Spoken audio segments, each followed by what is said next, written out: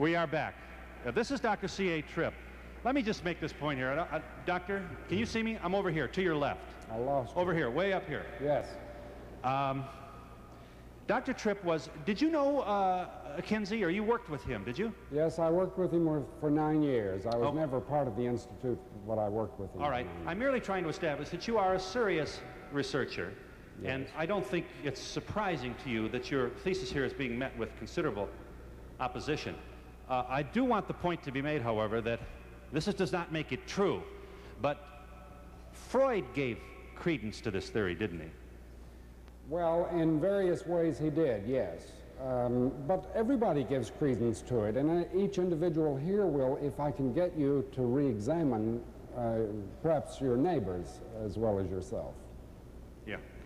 Doctor, would it follow then that the longer a person is married, or two people are married, that the relationship would get worsen? I didn't say it would get worse. It raises the continuing problem of intimacy.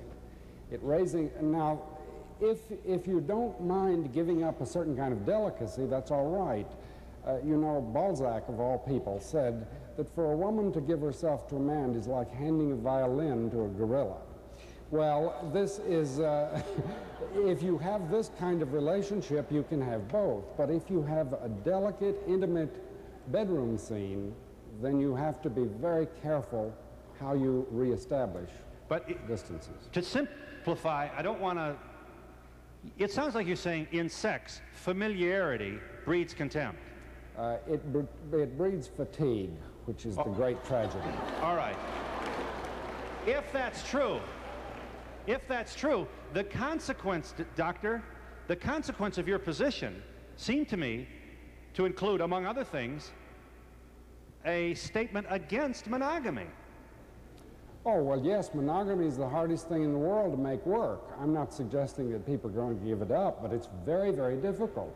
We know of 2,200 societies in the world. Less than 5% try for monogamy. None of them are successful.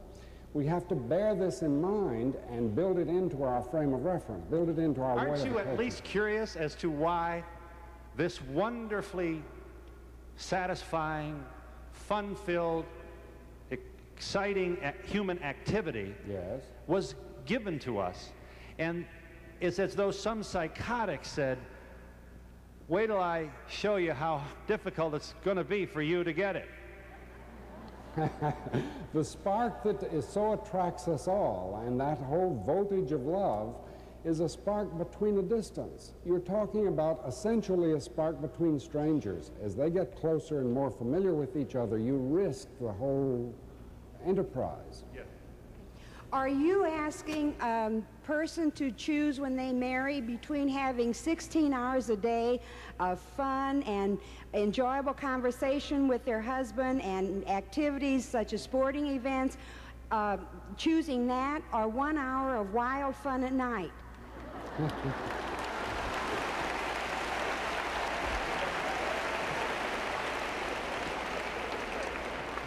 If you will listen to me, you can have them both. If you don't listen to me, you will run into the ditch that everybody else runs into. You can have them both, provided you reestablish the distance, especially after contact. Well, I think one thing, when I got married, I expected all this togetherness. Yeah. And I found out that you don't always have that togetherness. My husband goes his way, I go my way, right. And then we meet in the middle somewhere. Yeah, but then and that's fine with you. Yes, we have a good relationship. And that's very nice, especially if it breathes back and forth that way. Just try up closeness all the time and see how many sparks you generate. Did I miss something, or what are you suggesting for a happy recipe?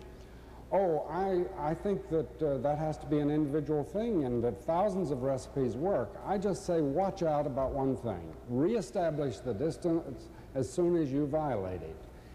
Reestablish the independence.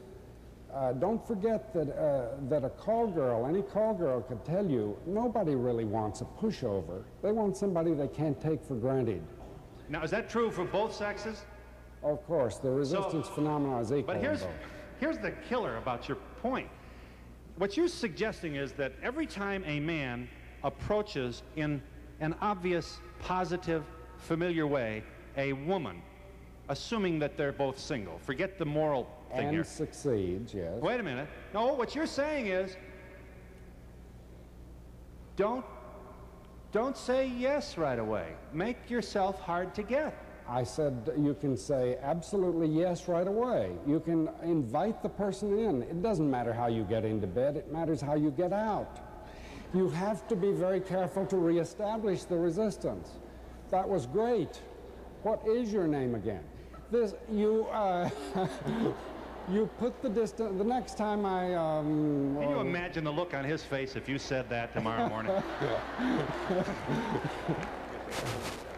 You know, Maribel Morgan has the right idea. The trouble with her is that she suggests that you meet your husband with a, bunny costume at the door or something. You're liable to find this embarrassing. There are other ways that you can surprise. You can come in from a different angle. You can go into the living room and read the newspaper as though there's nobody else in the room. And when somebody says, how about a cup of coffee, you look up with a big surprise that you aren't alone.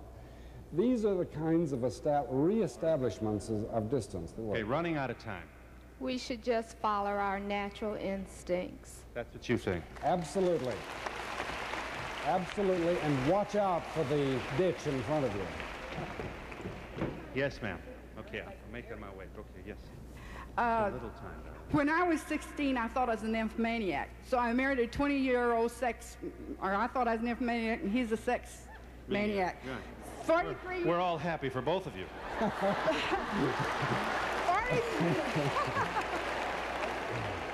43 years later, I find out he's not and I wasn't.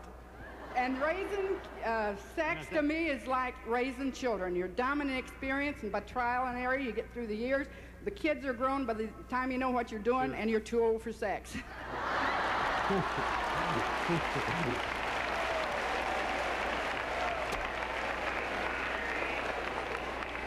If I'd said that, I would be stoned off of this platform.